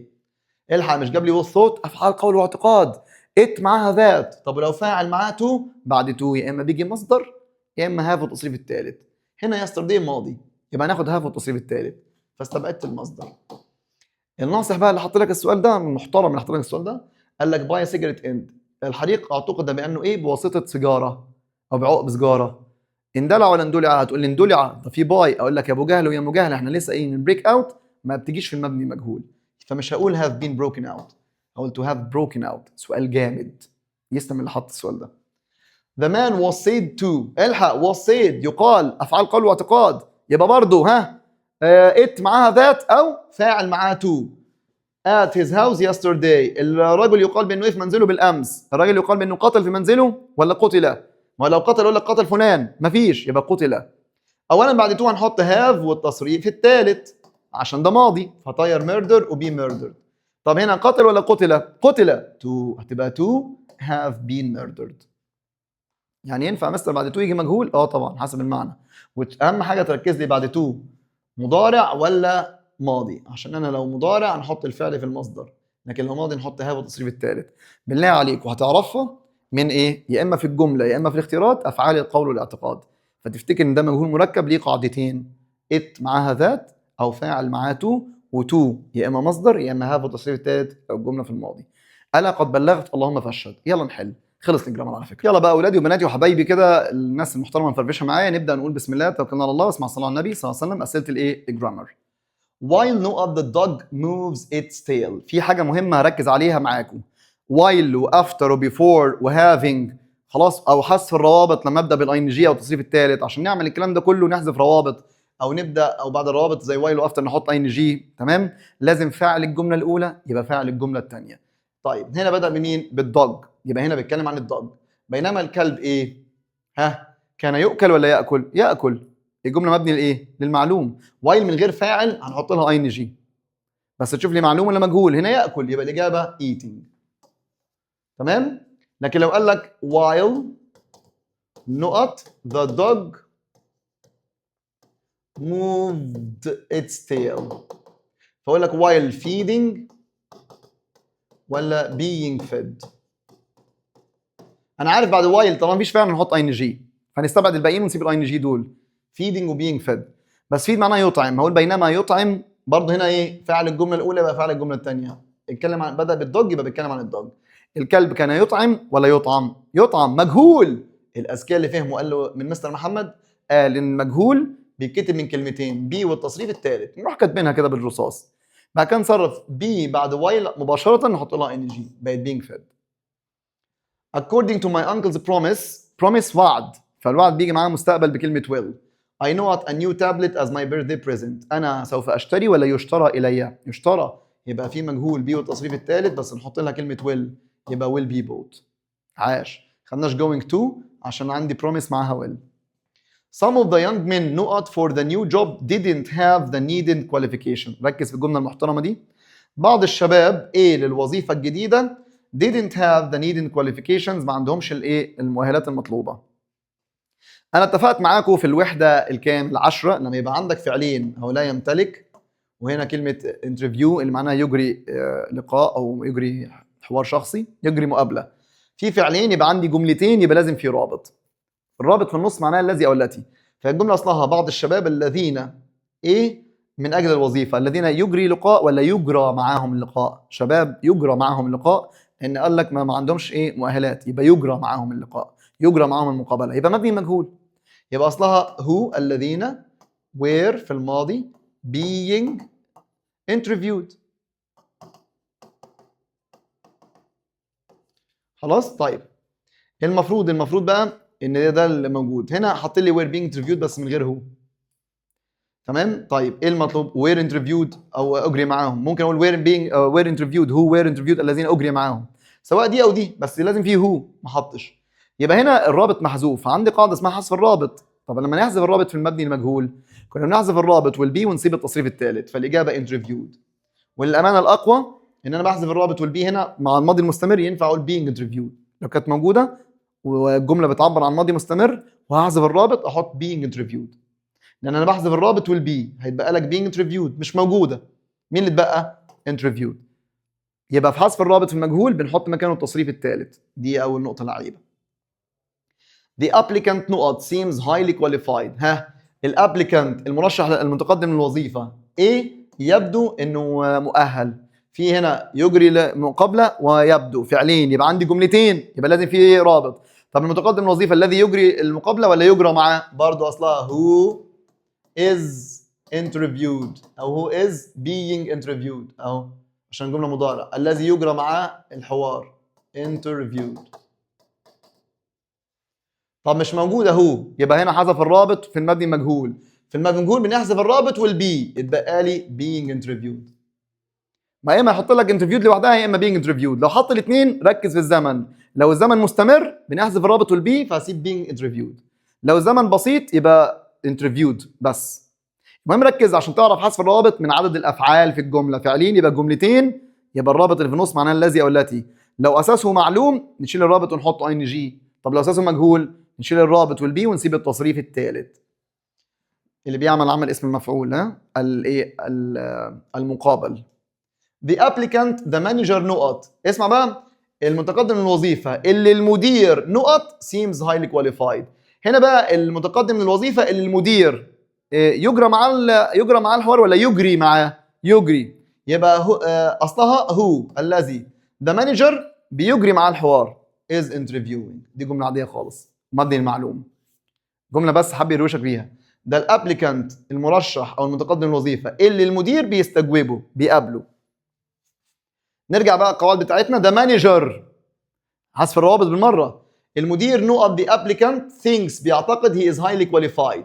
thinks ده فعل وانترفيو ده فعل. في فعلين يبقى عندي جملتين علي وحسين صح؟ يبقى الاجابه في رابط معناها الذي. المدير الذي ايه بقى؟ المتقدم للوظيفه بيعتقد انه مرشح او مؤهل كويس.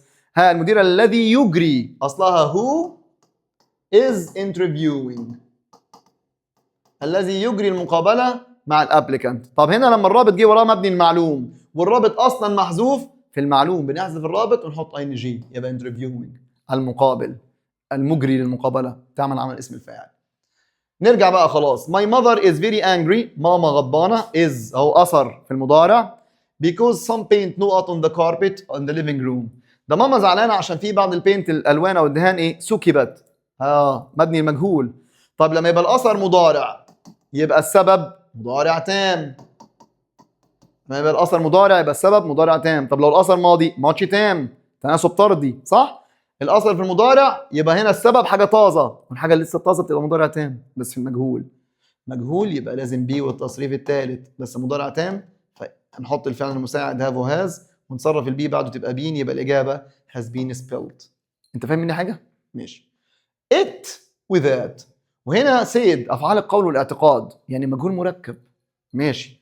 وهنا it وذات يبقى اقول انه يقول ولا يقال يبقى الاجابه خلصانه بالشياكه it has been said. ما مش لازم it said و is said و was said. هو مجهول مركب مجهول بقى اي زمن is said was said has been said بس اقول يقال. 9 no announcement about the results not so far. كلمه داله على المضارع التام فولا اعلان عن النتيجه ماله عمل او تعمل او تم في المجهول. طب announcement هنا مفرد ما تقوليش results ولا اعلان تبقى الاجابه has been made. don't touch the wall it نقط. اوعى تلمس الحائط اصله ايه؟ بيدهن ولا دهن؟ لسه مدهون حالا. طب دهن في المبني مجهول ولسه دهن حالا just اصلا دل على المضارع التام has just been painted. خلاص انا طالما ترجمت ده مجهول لازم احط بي والتصريف الثالث بس نصرف البي في الزمن الصح مع just ده مضارع تام يعني have وهاز بعد كده بين. no information نقط to the new staff yet النفي والاستفهام يت في اخر الكلام في زمن المضارع التام ام صح؟ ماشي. طب بس هنا يا ابو جهل عشان اللي بيقولوا ايه بقى الحفيظه البصمجيه تقول لك النفي واستفهام يبقى haven't وهازن't. الجمله بادئه بايه اصلا؟ بنو يعني الجمله اصلا منفيه فتحط لي have وهاز عادي. لو ان قال لي information او any information عادي كنت اقول له haven't وhasn't. يبقى no information. طب ولا معلومه اعطت؟ لا اعطيت has been given. جامد. انا اجيب لك سؤال اهبل يعني. طب ده سؤال جامد. What not is still a secret you needn't worry. وفي الاخر حط نقطة بصمجي عشان اللي بيفكر انه يبدأ بايه. يقول لك what have you said. What have you said معناها ماذا قلت. احط الفعل المساعد بعد كده الفاعل. ده سؤال. لما احط علامة استفهام اقول لك تمام. لكن دي جملة فعايز اقول لك اللي اتقال سر، ما تقلقش. الذي قيل يبقى الإجابة what has been said. الذي قيل. الجملة طب ليه ما حطيتش هاد؟ لا أصل الجملة هنا مضارع فهاخد معاها مضارع تام. بعده over the years كلمة دالة على إيه؟ ما احنا بنراجع على الأزمنة بقى مع الماضي التام. over the years كلمة دالة على المضارع التام. significant improvements تطورات كتيرة in technology مالها؟ طبقت have been implemented عشان هجمع خدنا have been implemented تصريف ثالث be وتصريف ثالث مبني مجهول.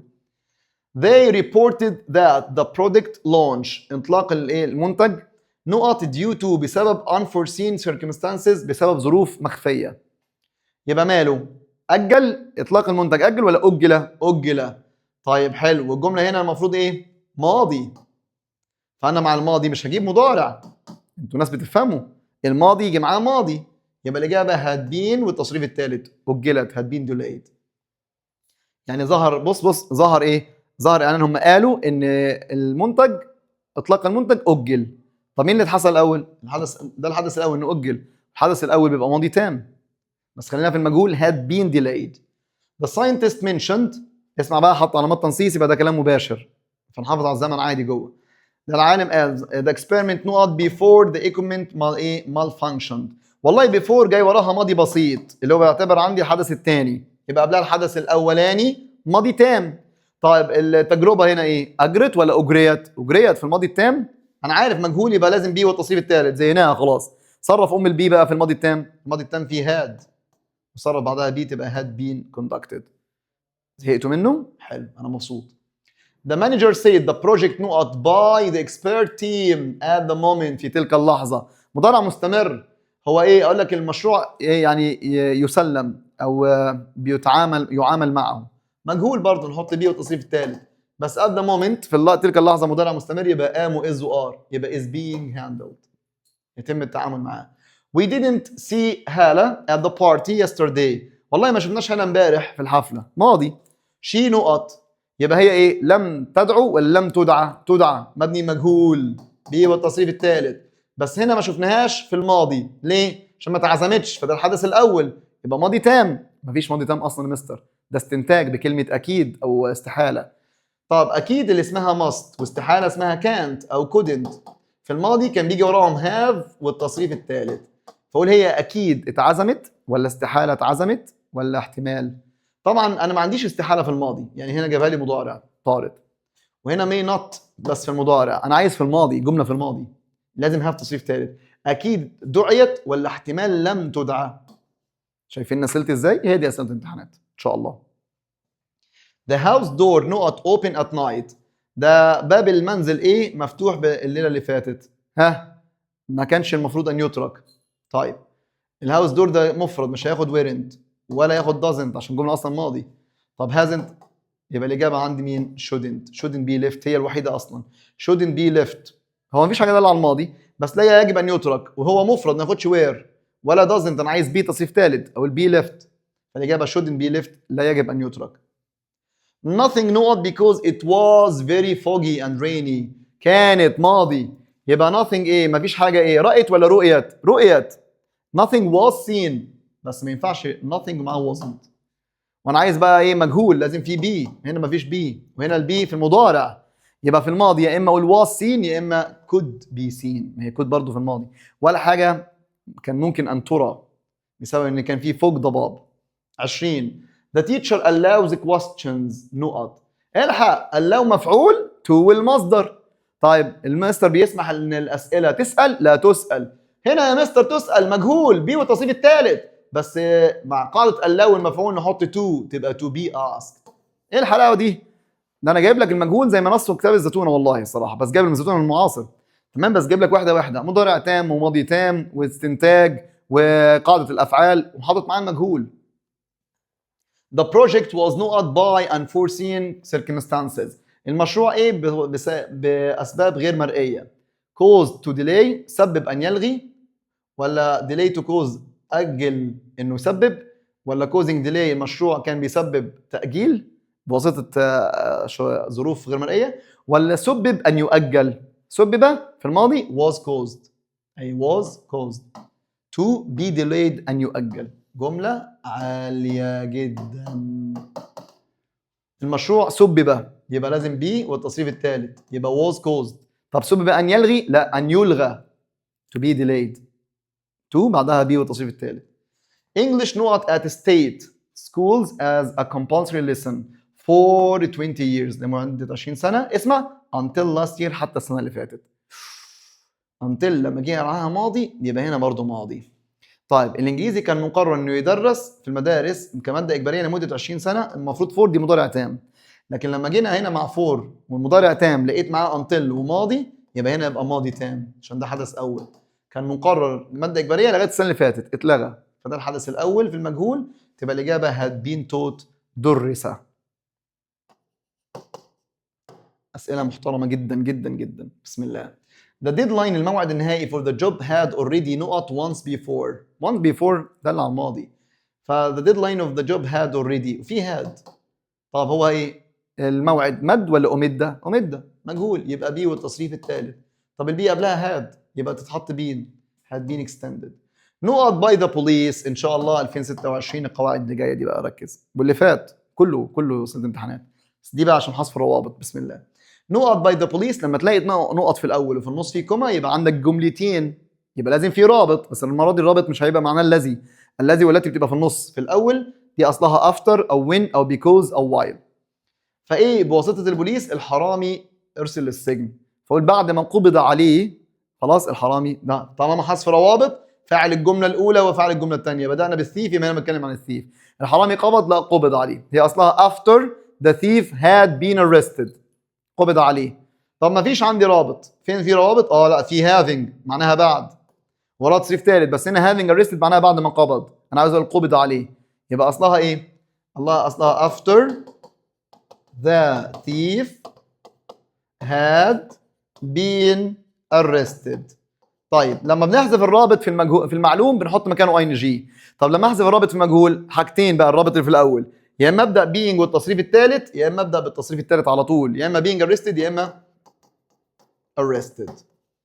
اللي بعدها نقط for many hours in the oven، ايه لساعات في الفرن، the meat tasted great اللحمه كان طعمها حلو، فقول بعد ما طبخت، فقول having cooked كده معناها بعد ما طبخ، انا عايز اقول طبخت في المجهول لازم في بي، اقول having been cooked. لو في بين اقول لك تمام. طب ما فيش يبقى دي اصلها حذف رابط في المجهول يبقى الاجابه cooked. when نقط my car looked new، اسمع if when وas وonce تمام. الروابط دول ينفع يجي وراهم على طول تصريف ثالث لو الجمله اللي بعديهم مجهول، بدل ما احط مفعول وبي والتصريف الثالث احط تصريف ثالث على طول بعد الاربع روابط دول، وانلس زيهم طبعا سيف. خلاص. فهنا عندما ايه العربيه بقت كويسه، عندما صلحت ولا صلحت؟ اصلها when the car was repaired مش موجوده، الاجابه repaired. تمام. دي الافكار بقى والتريكات. 27 they suggested نقط to the cinema by their mother، هم اقترحوا ان هم ايه للسينما بواسطه والدتهم، ياخذوا للسينما لا يؤخذوا مجهول لمستر، ترجمت المجهول فاروح كاتب هنا خلاص المجهول بيتكتب، الفعل في المجهول يكتب الكلمتين بي والتصريف الثالث. صرف مين قبل بي؟ suggest عموما تاخد اي ان جي being taken. I remember فاكرين remember لو الحاجه اللي وراها حصلت يبقى اي ان جي، ما حصلتش تو المصدر. I remember نقط to the zoo when I was a child لما كنت صغير، ده ماضي يبقى حصل اي ان جي. طب انا اتذكر ان انا اخذت الحديقه ولا اخذت يبقى being taken. I want the reports والله want بتاخد to المصدر.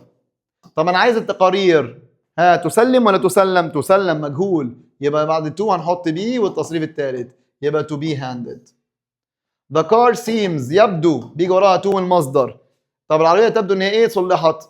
ان هي ايه؟ تصلح ولا صلحت مجهول، بس خلي بالك سيم لو جاي في المضارع هيجي تو المصدر، طب لو في الماضي تبقى تو هاف والتصريف الثالث، وانا عايز اقول صلحت يبقى تو هاف بين ريبيرد. خلي بالك من سين. تقى doesn't let herself لا تدع نفسها. نقط by her colleagues بواسطة أصدقائها.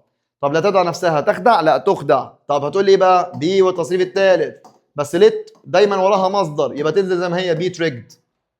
طيب تقى doesn't allow herself، allow مفعول to المصدر يبقى الإجابة to be tricked.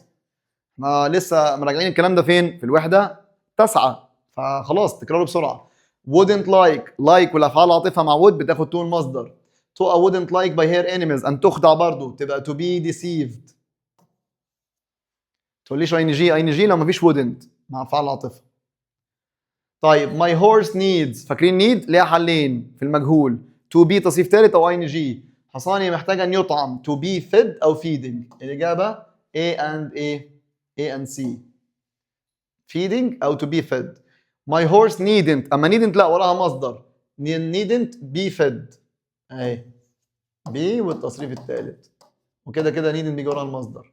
طيب cotton نقط in Egypt is of very high quality. في is فعل وفي grow فعلين جملتين، والنقط في النص يبقى دي معناها الذي. القطن الذي يزرع أصلها which is grown، موجودة؟ لا قال لي which grow، وهنا is grown من غير which، يبقى حذف الرابط في المجهول نحط grown المزروع. The company نقط for its innovative products، الشركة اللي هي ايه من أجل منتجاتها الإبداعية is owned تمتلك by a multinational corporation. اسمع بقى الأسئلة الجامدة.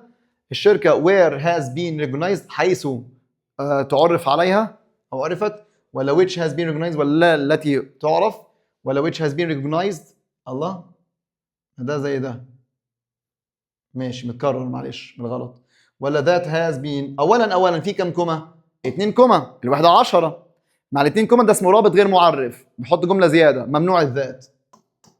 وهنا مش هقول حيث، هقول التي، يبقى الاجابه which has been recognized دي او دي التي عرفت. طيب the play كومه هنا وكومه هنا، يبقى برضو لو في ذات هستبعدها. طب المسرحيه ايه؟ by celebrated playwright التي كتبت، يبقى اقول ايه بقى؟ وسكريبت عن النص، فاقول التي نص كتب ولا ايه اللي نصها؟ فاكرين فشفت انا ضمكت لك كذا ايه سؤال في بعضه كذا قاعده في بعضها، الروابط بتاعت الذي والتي ويتش والحاجات دي مع المبني مجهول.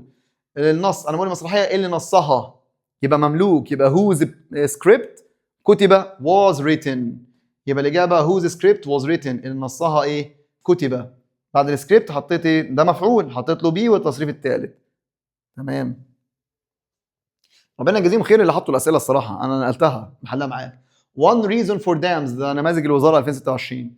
احدى اسباب السدود ان هي تبني ولا تبنى؟ لا تبنى. انا اتاكدت بالترجمه ان ده مجهول، فباجي كده زي البطل واكتب ان الفعل تبنى هيتكتب من بي والتصريف الثالث. صرف البي. يا ترى هنا دي حقيقه مضارع بسيط؟ والله ار built لا يا مستر في حرف الجر for، حضرتك قلت مع حروف الجر هنحط ing are being built تبقى being built. One reason for dams being built. The ancient palace القصر ايه last year؟ جملة مباشرة صح؟ last year ده ماضي بسيط simple. طيب يبقى في المجهول تاخد ايه؟ was where بي والتصريف الثالث، فالبي تتفك تبقى was where. بس هيقول لك يا ابو جهل يا ام جهل خدت بالك من الاختيارات؟ collapse ينهار من الافعال ما تجيش في المجهول. collapsed. هوبا خبطت على جبهتك عشان تصحصح. مش اي حاجة مجهول وخلاص، في عندي افعال ما تجيش في المجهول اديتك عليها مثالين بتاع 2018 بتاع بريك اوت تندلع وكولابس اهو. يلا هانت. From the medical report ايوه من التقرير الطبي she و to، وهنا believe افعال قول واعتقاد، قول واعتقاد يبقى مجهول مركب اللي ليها قاعدتين it to that او فاعل و to. طب بين الفاعل و to بنحط يعتقد she is believed to have suffered from amnesia، يعتقد ان هي تعاني من فقدان الذاكره. if you نقط report the police لو انت ايه بلغ البوليس لو انت اتسرقت. طيب المفروض ان انا سرق او يسرق نحط في المجهول بي والتصريف الثالث صح؟ طيب بس هنا طبعا ريبورت ده اسلوب امر يبقى انا عايز هنا مضارع، فهنا الرب سرق وهنا مبني معلوم يسرق وهنا ماضي ما تجيش الاجابه جيت ربط. ايه ده؟ ما هو احنا نسينا نقول لكم ان المبني مجهول بيتكتب من كلمتين بي والتصريف الثالث او جيت والتصريف الثالث، ينفع مكان بي نحط جيت، تصرف جيت على حسب الزمن، يبقى if you get arrested او if you get robbed عندما تسرق. My watch not down last week الساعة تعطلت، كلمة يتعطل ما تجيش في المجهول يبقى الإجابة broke down زي إخواتها collapse و break out. women نقط to be smarter than men. النساء يقال بأنهم أذكى من الرجال. في women وفي to هنا أفعال قول واعتقاد. يبقى النساء دايما طالما قول واعتقاد يبقى في النص نحط القول والاعتقاد في المجهول أو اللي يقال ويعتقد. بس women دي جمع تاخد are said. مالش woman الwomen. our block of flats الحق يخدعك. block يعني مبنى واحد. نقط in 2020 وهنا in مع السنة في الماضي غير since. لو since احط مضارع تام. in ماضي بسيط. طيب بس هنا العمارة دهنت لا دهنت فالإجابة تبقى was painted. مش تاخد where عشان هو بلوك واحد. أو ده سؤال أهبل ده يجي في امتحان يوقعك في الأزمنة والمفرد والجمع. لو حط since كان قلت has. تمام. everybody نقط by the terrible news yesterday morning. الكل ايه صدم. عادي صدم مجهول فنحط بيه التصريف الثالث. ويستردي ده ماضي بسيط يبقى was aware بس everybody دي مفرد was shocked. the ancient manuscript المخطط القديم نقط by scholars for centuries. ايه رأيكم؟ خلاص اعتاد ان ايه بقى؟ اعتاد ان يدرس ولا يدرس؟ اعتاد ان يدرس. طب اعتاد عن اسمها used to بعدها يدرس بيه والتصريف الثالث يبقى used to be studied. اعتاد ان يدرس. I didn't realize أنا ما خدتش بالي that our conversation نقط. خدتش بالي إن محادثتنا سجلت ولا كانت تسجل؟ كانت تسجل. خدتش بالي إن هي كانت شغالة. تسجل في المبني مجهول بس ماضي مستمر. ماضي مستمر؟ أدبي وتصريف تالت وحطينا الفعل المساعد في الماضي المستمر was being recorded. I took the bus to work because my car نقط at that moment. عارف لو أقول لك this هاخد am و is و are being والتصريف التالت أقول لك is being. لكن that moment تلك تبقى was being served ماضي مستمر برضه. طب نقط arrested the thief was taken to prison. هقول لك بالله عليك عندما قبض ولا قبض مجهول لازم فيه بيه تصريف ثالث فمش هينفع having. انا عارف ان having بيجي تصريف ثالث بس معناها بعد ما قبض لان عايز اقول قبض فعندي on بيجي وراها ing بس حطينا بي في الing بقت on being arrested. شفت ازاي قلبنا المنهج؟ لسه. by the end of next year اتفقنا احنا بنحل نماذج الوزاره. by مع المستقبل اسم مستقبل تام يعني will have والتصريف الثالث. تمام؟ حلو.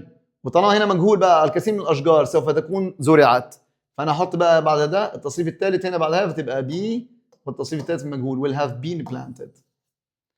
more schools نقط all over Egypt next summer as planned كما هو مخطط.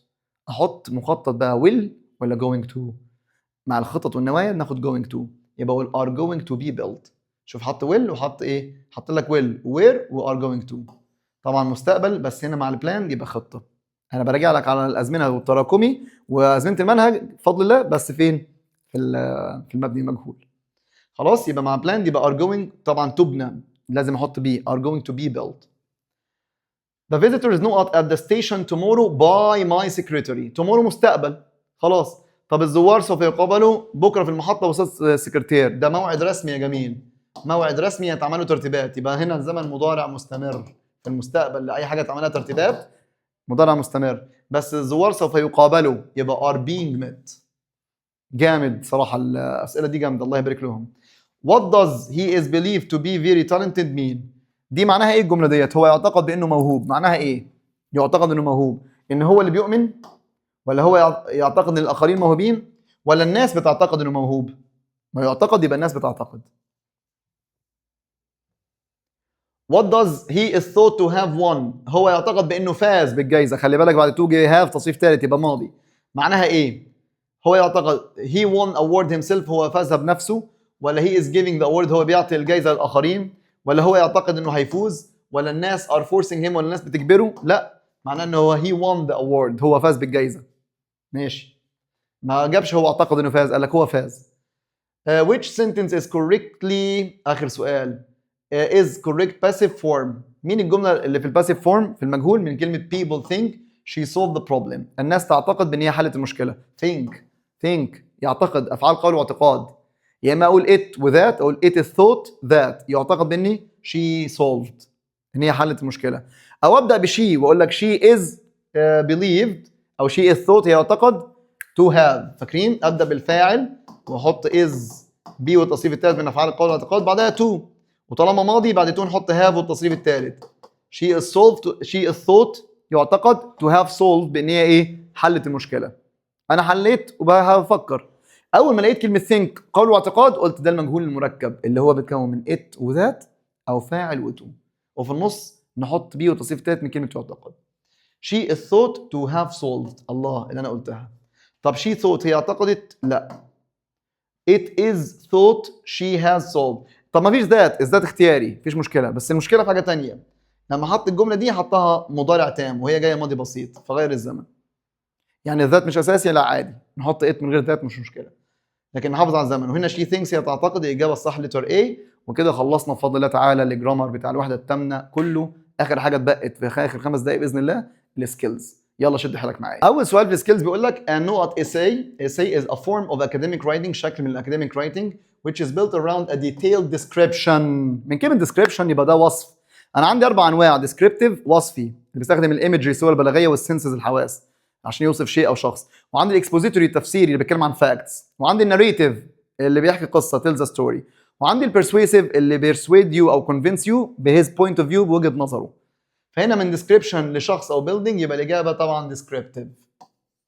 طب الديسكريبتيف رايتنج ديبيندز سترونجلي اون بيعتمد على السنسز حواس او الايمجري الصور البلاغيه. similes التشبيهات usually include the words، التشبيه لازم يبقى فيه كلمه like و as، اما الميتافور الاستعاره من غير. A descriptive essay should begin with لازم يبدا بايه؟ اي essay يقول لك descriptive persuasive، اي essay لازم يبدا بايه؟ بانترودكشن. فين راحت اهي؟ طب الانترودكشن كان ليها 3 عناصر. اول حاجه الهوك اللي هو في شكل سؤال او كوت اقتباس، وبعد كده الباك جراوند نبذه او خلفيه، وبعد كده الثيسيس ستيتمنت جمله الاطروحه اللي بتطرح المين ايديا.